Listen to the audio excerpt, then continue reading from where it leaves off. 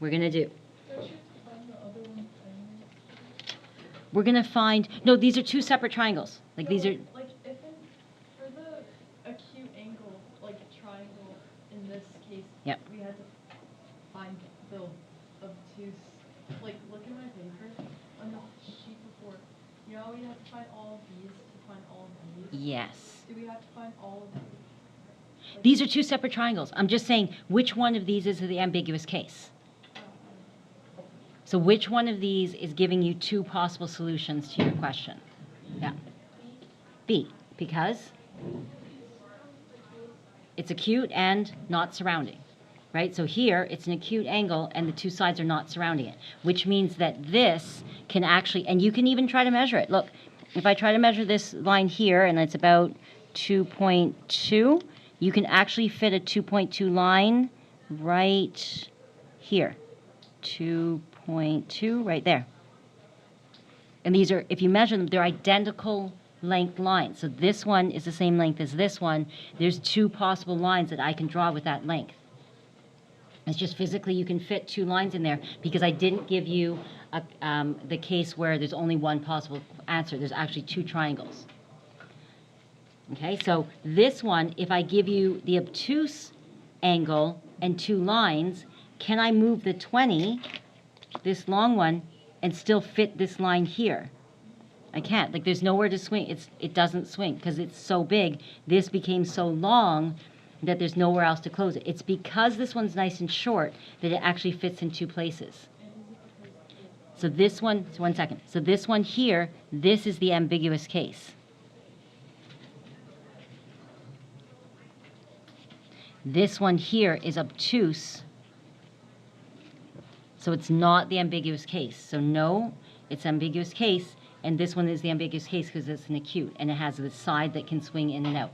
Now, sometimes they will start you with the diagram that looks like this, and it throws you off. You go, but wait, that's not the acute triangle. They can start you with this triangle. So let me show you. So they can start you with the triangle that looks like this.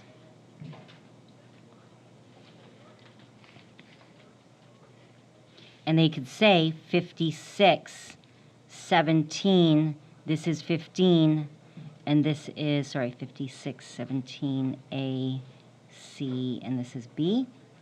And they do that, and they go, is that ambiguous case? And you would say, yes.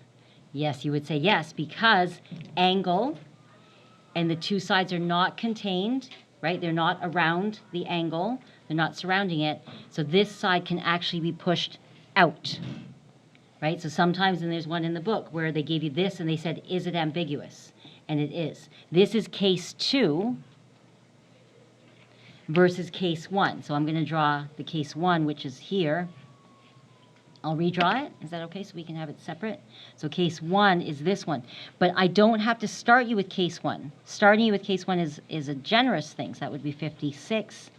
This is A, this is B, this is 15, 17, and C. So this is case 1. Right?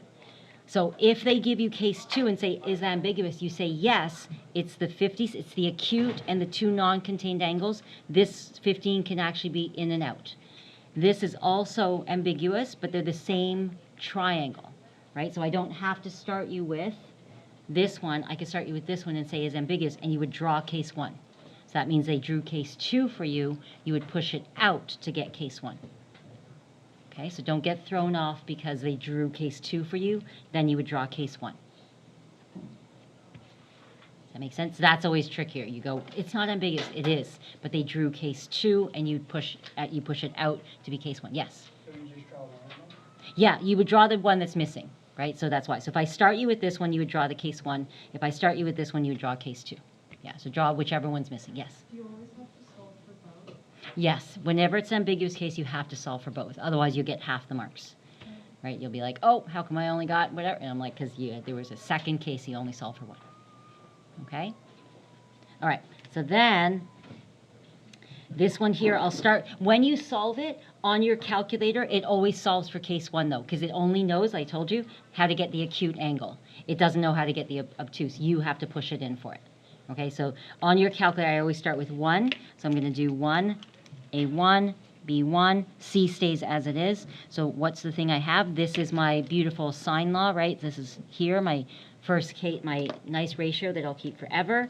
And then I have to start with B, right? That's the only one I can find. So let's go ahead and start with B. And we're going to do B1. So sine of B1 over 17 equals, and then this is my glorious, beautiful one, sine of 56 over 15. I'm going to bring this up, okay? And again, you don't have to show the middle step. Do you want me to? Some people still like that. Yes or no? Show the middle step, or are we all skipping the step? Skip or show? I'll write it. You don't have to show the middle step. Like if people are like, I like to bring it up and then just inverse it, so I'll show it. And again, you don't have to. It just depends, right? Some people like to show it. Okay, so 17 sine 56 over 15, and then inverse. So hopefully you can do the inverse yourself. And I'm going to get approximately, I didn't say what to round to. Sorry, on an evaluation, we'll always tell you what to round to. So we'll round to there. We've got here on the next case. Do you need a stoop? Yeah, okay. We've got that. Okay. Then, does that make sense? Right? And again, I just need this line and this line. Good, good? I know, I didn't tell you what to round to, so let's do, usually I tell you, so let's round to nearest degree. Yeah, no, and then nearest degree, sorry, nearest degree, and 1 decimal for length. I'm sorry, I should always tell you, and on the notes I'm a little bit more sloppy. On an evaluation, read the instructions and read the question. So we're going to round to the nearest degree. I should have had the instructions, and 1 decimal for length. Okay, so let's do that. Right, otherwise we don't know what to round to. So nearest degree, and then 1 decimal for length. Okay, so we've got the B. Then we're going to do the next one. So we're going to do, and you don't have to put a line through it. I'm just doing it so that you can read my notes easier when you're looking up and down. And we've got here my angle. So the angle is always the next thing that's missing. So I have 70, which is here, which is not bad. So 70, you can fill it in. You go, okay, so then I know I can find the missing angle. So A1 equals, and you don't have to show this, but I'm going to show you for your notes. It's 180 minus the 70 and minus the 56. And you can just go A1 equals 54. You can go straight to that. Okay, I'm going to put a line through just so you can read it easier when you're looking up. Then we need one last thing, and it's going to be my missing. So I know that this one now is, I filled that in, 54, which isn't bad for my diagram. It's looking okay. And I need the missing side here. It's always that side length that's the last one to find.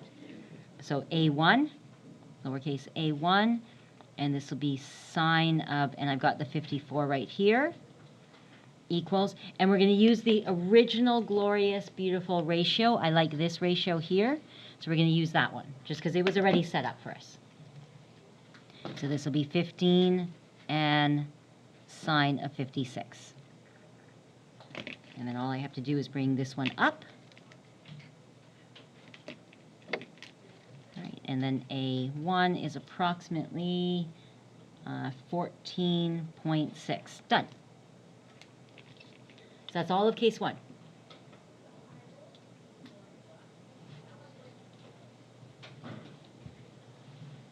We good? So case 2, yes? Do we need the subscript if we like draw a line between the two? And, like, Sorry, do you need which part, sorry? the subscript for the letter? Yeah, just do a subscript for case 1 and subscript 2 for case 2. Yeah, right? Because otherwise you literally on the same page, you're going to have A's and B's. It's just wrong. It's so wrong. You got like sign B, which B, right? So yeah, you should do subscripts. Yeah.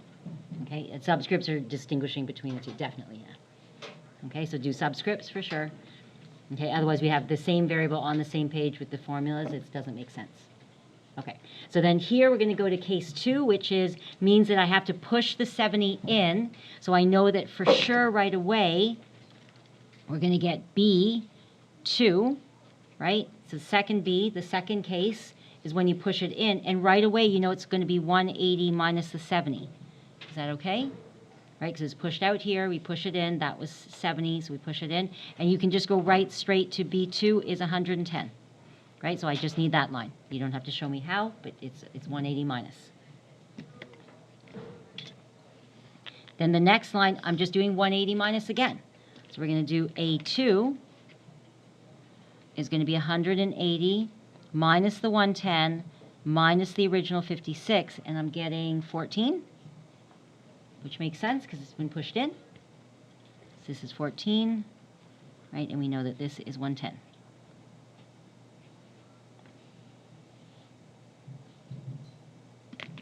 And then I need one more length. So this is actually a pretty quick question once you get the pattern. I need one more length. It's going to be the lowercase a. It goes in order. So the lowercase a, A2. Right, A2 is going to be sine of the 14, the answer I just got from above, equals, and let's grab the original ratio. So this will be 15 sine of 56. See how it matches? Got the same thing, but it's A2. Bring that up. And so A2 is approximately, I got 4.4. Is that correct? 4.4. Someone double check, make sure my numbers are good. 4. Okay. And then their little therefore sentence, and you just list all three really quick. Okay, so therefore, I've got B1 is 70, A1 is 54, and A1 lowercase is 14.6, B2 is 110, A2 is 14, and A2 here is 4.4. Done, really quick. Just a quick little summary of putting it together.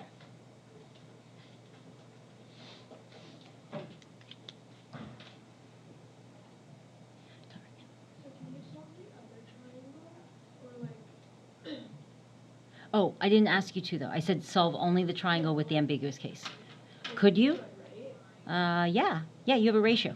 Yeah, you just go ahead and just, yeah. But there would only be one case, like, so it's not an ambiguous case, yes. Yes. Yes, so over here, this triangle is actually the wider triangle, right? It's the same starting lineup, but here, I don't know where to put this line. So this line here is actually this line here. So this here is the wider triangle. We realize that you can push this in, right? So it's like a little swing of a door, and it still connects to this horizontal line here, right? The base of the triangle. So if this angle here from here is 70 from the case 1, and I know it's isosceles, then it would be 70 here, this side here. So 180 minus 70 would get me the rest of it, supplementary. Okay, let me draw it here in a separate diagram. Wait. Okay. So the triangle is this. So we're given that it's 56. We're given this length here is 17, right? This length here is long enough to reach the baseline here, the base of the triangle, in two different ways. It can reach it here, and it actually, mathematically, like if you try to measure it, these guys would be the same. And they both hit this line, the base of the triangle. Different places, but they will hit. Okay? So if I find that this was 70, when I did the original diagram, I did the bigger triangle. It's called the acute triangle. If I know that that's 70, because it's isosceles triangle, right? Same. Then I know that this missing angle every single time will always be, for this one here, 180 minus 70. Whatever it is, supplementary. Is that okay? Right?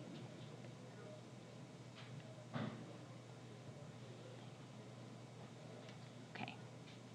Good? All right. All right, so we're good for drawing it, we're good for, right, finding it, so pretty, not too bad, not too bad. Yep, let's stop there.